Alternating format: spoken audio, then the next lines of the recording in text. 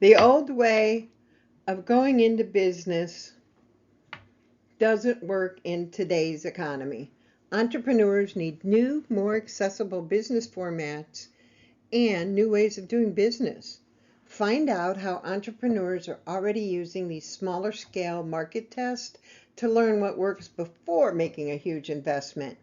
Learn how you can adapt them for any size of community and pull down the barriers to entry.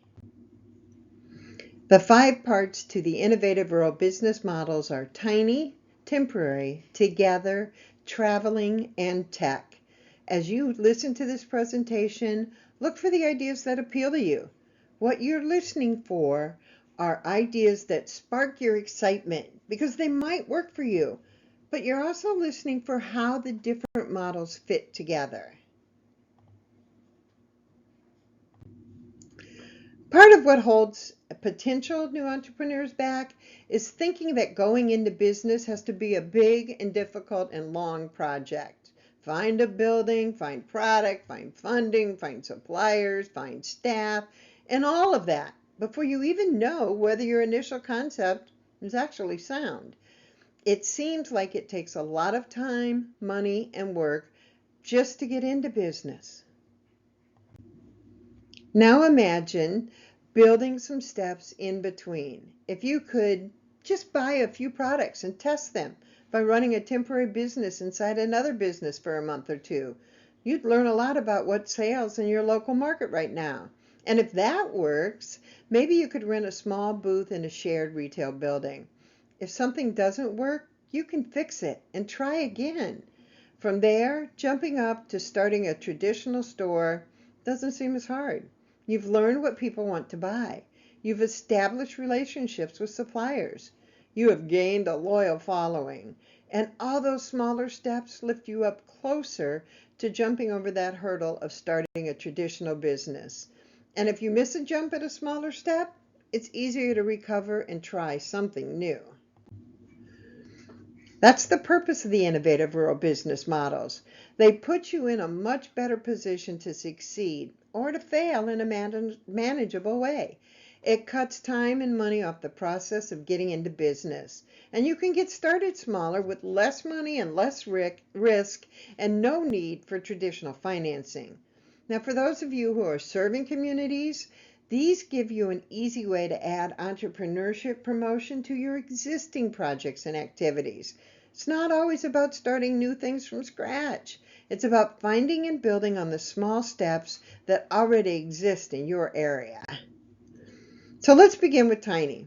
This man has a shopping cart for a store with a few signs. He's parked on a busy street corner and he's selling corn. And it looks like pork rinds too.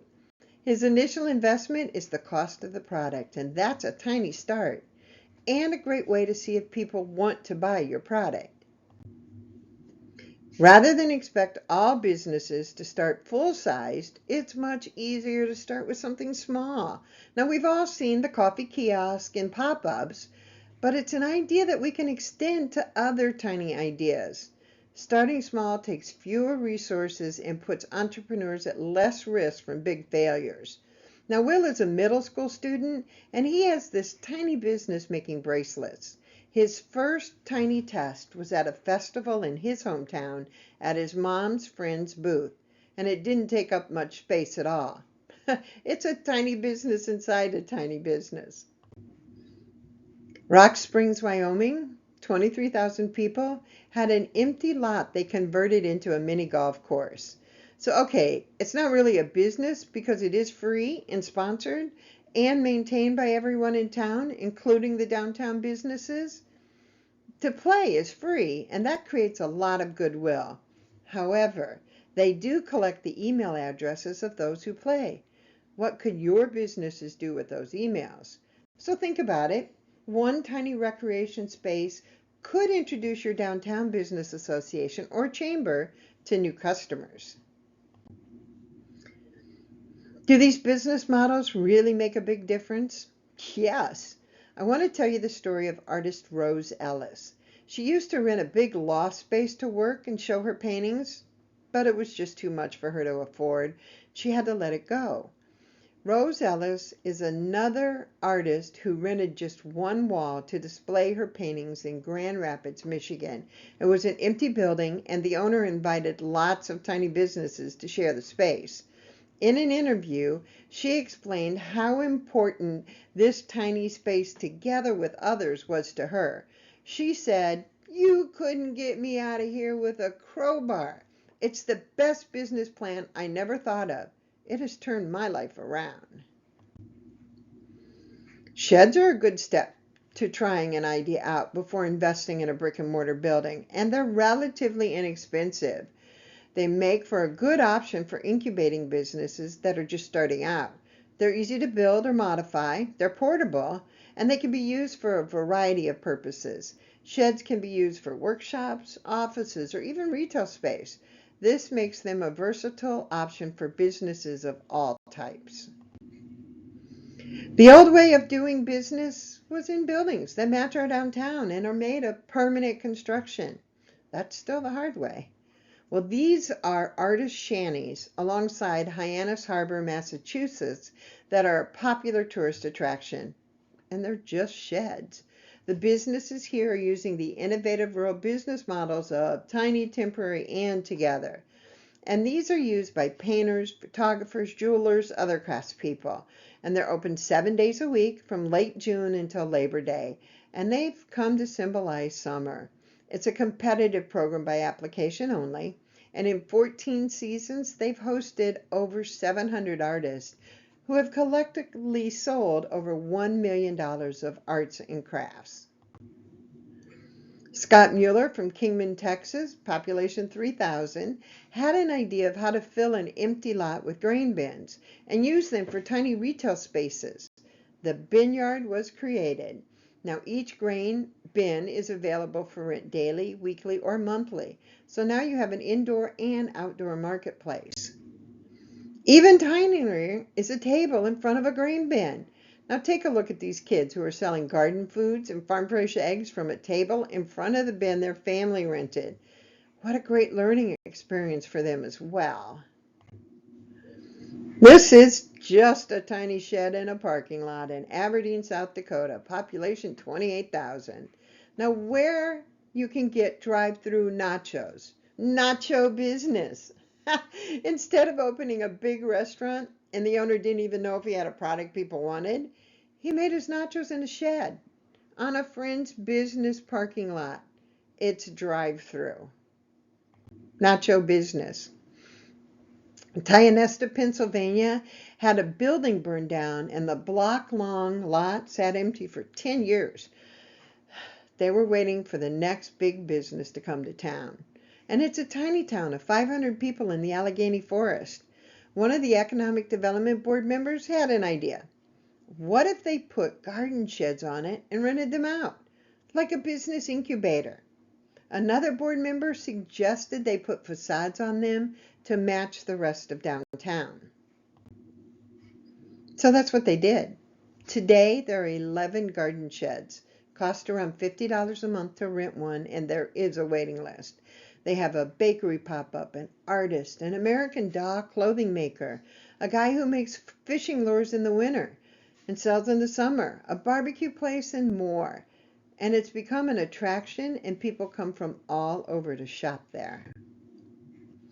Dylan Fulton and Camden Bretling, high school students from Miller, South Dakota, population 1,400, heard us tell the Tionesta story at a Rural X South Dakota conference, and they took the idea home and ran with it.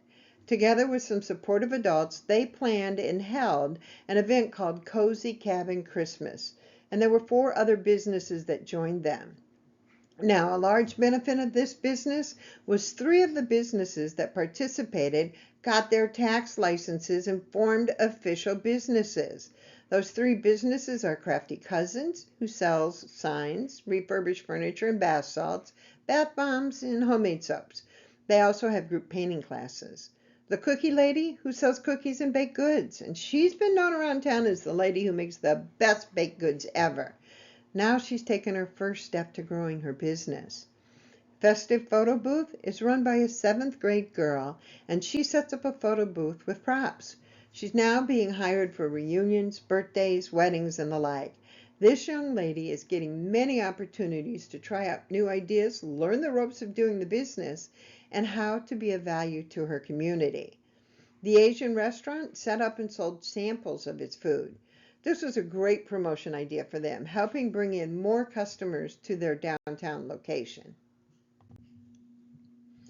They convinced a storage shed retailer to play host to 4 temporary businesses during their community's month-long Christmas on the Prairie celebration. And the shed dealer also provided fire pit stations that he sells. People got to see his sheds and fire pits. Now, one lesson the students learned: it's really cold in December in Miller, South Dakota. So they did it again the next year in the summer and call it Christmas in July. One benefit to these flexible business models is how they expand opportunities to people who couldn't consider starting a business the old way with millions of dollars and years of planning up front. Pascagoula, Mississippi, population 22,000, has a shared retail space called Anchor Square.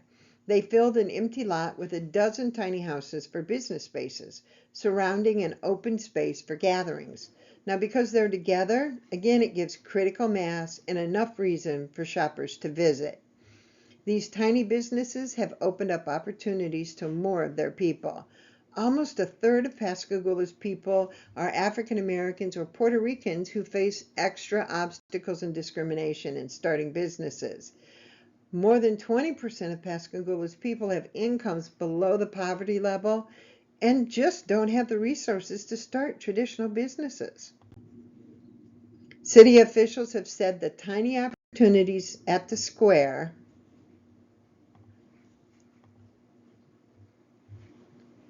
have made it possible for their downtown businesses to start filling up as well. Wonderful. Now, pop-ups are just that, a small test of your business idea that pops up when and where it's needed. It can be as simple as having a table and your product displayed at a local event. Now, pop-ups can be a way to test demand for a product or service. So by opening a pop-up shop in a specific location, you can see how many people are interested in what you have to offer. And this can help you to determine whether or not there's enough demand to support a more permanent business. Pop-ups can be a way to test your marketing and sales strategies. How do people react to your branding? How do they respond to your pricing? How do they interact with your products or services? Now, by testing these things in a pop-up setting, you get valuable feedback that you can use to improve your business model. Pop-ups can be a one-time thing, available over a set time, or seasonal. So rather than expect entrepreneurs to start a permanent business, start businesses that pop up just for a weekend, at an event, or just for the holidays, really, or any time to just try an idea. Now, this is a quick market research to check which new ideas may work and which may not. Sue Anderson makes crocheted items and thought she might want to start a retail business. She ran a pop-up in an empty building during an annual holiday event in her town of Webster City, Iowa, population 7,800. She hosted it in an empty building and completely sold out. But she never started her own store because she found out that keeping product available was beyond the scope of what she wanted to do. So now she has product in other stores around town. Regular events can also work to build on the temporary business model, one small step at a time. The Pueblo of Zuni, New Mexico, population 6,000, had very few usable commercial buildings, so they held a series of public market events to support local Native American artists in growing their businesses. The artists reached more customers together at these temporary events than they would have each on their own. One favorite example that any town can copy is Art on the Walls. In Goffstown, New Hampshire, population 3,000, each quarter they install the works of local artists and area businesses. And almost every business needs some art on their walls. And almost every local artist needs places to sell their work. You put that together and you have local art displayed together with local businesses. Now, I love this story because it's dead flat simple. It also takes advantage of what you already have. You have business, you have artists. Then it cross-pollinates two parts of your local economy that don't normally talk, the artists and the brick and mortar businesses. They also put art in empty buildings to create an idea for new renters or buyers on what the place could look like.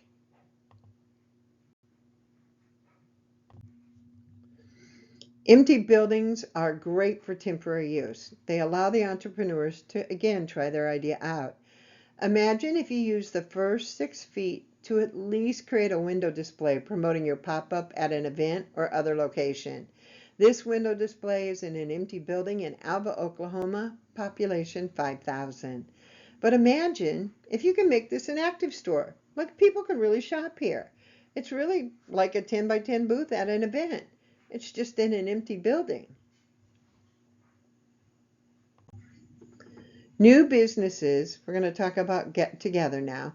New businesses used to need a lot of space. There was no way to run a business in a 1 square foot. Well, that's no longer true.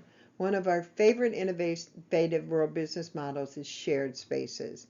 The more business ideas that get tried, then the more entrepreneurs will have more opportunities to learn. If they can try out an idea with a pop-up display in a salon, they can learn more about what will work with local customers and gain some market intelligence. The high school seniors selling headbands this way? There's also a potential booth vendor at your next fair or festival, a possible future store owner, and at the very least qualifies as a local entrepreneur who is earning extra income for her family. Rather than focus on each business individually, start thinking about how to create a new business inside or along an existing business. Now, this can be retailers splitting a space, or making use of an extra office in a service business, or even nurturing a tiny manufacturer inside of an existing industrial business. Now, this is a flower shop in Roscommon County, Michigan, that also has a business that sells produce, gifts, and teas located inside their business. The village in Washington, Iowa, population 7,000, is one of our favorite examples of sharing spaces. A huge old department store building sat empty for years, while the owner struggled to find any tenant that could fill the whole thing. Finally, a group of locals took 15,000 square feet of the retail space and divided it up into individual storefronts facing the inside of the building. It looks just like a little village square inside the building. Each storefront is only a few hundred square feet, so tiny retail businesses can fill them up. Inside the tiny village square in the center, they set up push carts and card tables to give even smaller retail opportunities for even tinier startups. So you can just start a business just on one table, then move it to a push cart, then step up to fill a tiny storefront, then graduate to a space of your own in the downtown. The most important part of this story is taking small steps. They didn't divide the building into 10 equal spaces. They made a fairly big shop, several smaller shops, smaller push carts, and even tiny tables. There's even a one-wall bookstore, just shelves on a wall, room for everyone. Keep thinking smaller and smaller and smaller until you get down to just one wall. This is simple to start. Walk into an existing retail business and ask if they'll dedicate one wall for another local business to decorate with something for sale. Now, this coffee shop in Minnesota asked a local photographer who worked from their home to display their work on an empty wall. It brought in more people to look at the photos, and that cross-pollination happened. These are mini shop spaces at Twisp Works in Twisp, Washington, population 1,500. They took over a former forest ranger station and converted this equipment shed into small shop spaces, including these being used by a blacksmith and a birdhouse maker. Take your huge empty industrial building and divide it into two. Then take one side into smaller shops. Now you'll still have half of it for a big tenant. And if you're worried you'll get a magic offer that would take the whole building, you can write a get out in 30 days clause into those tiny space rental agreements. And these could be used for makers, small manufacturers, crafters, and craftspeople. You can create shared working studios, workshops, or even garages. Now, Moe's Gyros is located in Perry, Iowa, with a population of 8,100 in his park downtown. He's been asked to work in the state capitol, and he's refused. Moe likes being close to his family, providing something different in his town, and having more regular hours. La Bamba Food Truck is in Webster City, population 7,800, and started one summer on the weekends only. It's done so well, it has expanded into a small taqueria and a brick and mortar business that is open 6 days a week. Food trucks are a great way to start a trial business.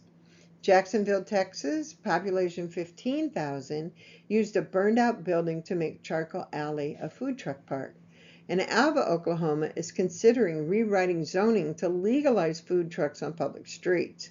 Many larger company employees can't leave to go to restaurants for lunch. There's no time. So why not go to them? Rather than expecting all businesses to start in one place or be limited to tapping just one small town as a market, rural businesses can move around in trucks, trailers, vans, or anything with wheels, really. And we've all seen the food trucks, but it's also retail stores, services, and even professionals hitting the road to gain clients. This is a mobile laser tag game service working in Cosmos, Minnesota. Now, services can also be tiny and traveling. Two of the innovative rural business models. Dog grooming can be tough to make profitable in a really small town, so it makes sense to travel to cover several small towns. I love this example that was sent to us of a grooming service using a big blue dog-shaped trailer to travel around. The old way of doing business has retail stores only in downtown buildings, and they are being killed off by online competition. The new way is to get mobile and try things like financial planning, bookstores, boutiques, wedding planners. The ideas really are endless. This boutique started mobile, and they've actually graduated to a brick and mortar business in Brooklyn. Another business owner sells dresses and jewelry out of her mobile truck, along with men's hats and grooming products. And she goes to music festivals, tailgates, restaurant parking lots, even Bon Jovi concerts. Her husband does play in the band. Her business is called The Trunk. It's hard to find a place that will sharpen tools and knives these days, and Leo knows that. He converted a mobile home into sharpening service and travels around rural areas. He parks in front of the hardware store, and those who need sharpening show up. And some shop in the store too. Now, one town may not be able to support this service full time, so a traveling route makes a lot of sense. Excuse me. We had a building owner in Webster City, Iowa that had several empty buildings downtown. I approached them with the incubator project idea. Put your buildings in the program and you offer 3 months free rent and reduce rent the rest of the year. Now, the chamber did agree to help the businesses that went into these buildings with marketing, and the SBDC came in to help with the business creating a valuable business plan while they were growing their business. The benefits to the owner, at least their utilities were being paid by someone else. And we know every building needs love, and this provided that. The business could leave at any time. Remember, they're testing out their business idea, or they could stay as long as they wanted. Did it work? Yes. One of the businesses that used an empty building in that project was a Mexican restaurant. Now, the Mexican grocery store downtown wanted to open a restaurant, but they were saving to buy an expensive commercial range hood. In the meantime, they took advantage of the incubator program for 1 year. Besides splitting up the space inside of a building, you can also split buildings by time. These are buildings that are large and only used part of the year. The boat storage location in Roscommon County, Michigan is a good example. The building is full in the winter but empty in the summer. Now, I toured this building with a group of local people, and together the 4 of us brainstormed and came up with a way to use it seasonally. They divided the building up and offered individual small spaces to local home-based businesses and crafters. This gave them the opportunity to try their idea out and to have their business in front of tourists during the season. Then at the end of the summer, the tiny businesses pack up and the boats get the building back all winter long. Let's look next at how technology helps all our businesses get beyond the city limit signs. It's a new world, and so many cool tech things are happening.